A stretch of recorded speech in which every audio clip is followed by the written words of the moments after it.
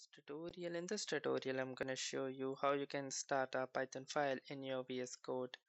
So in order to create a new Python file, what you're going to do is simply click on the new file button, or you may also press the Ctrl and N key combinations.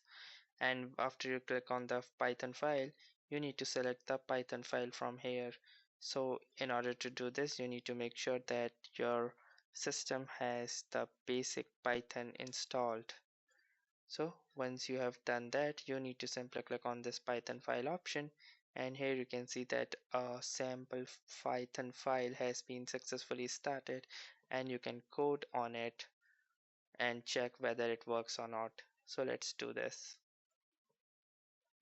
So I'm gonna write a simple program and see if it works or not. So as here you can see that I have written a simple hello world program, and let's try to run this by clicking on this run code button. And if we click it, here you can see that it has successfully registered our query and has successfully given us an output, although there are some issues with the reading of this file, but that is not the scope of this video. So that's it for this video. I'll see you in the next one. If you like this video, make sure to hit the like button as well, comment on this video, share it, and don't forget to subscribe to our channel. Thank you for watching and have a nice day.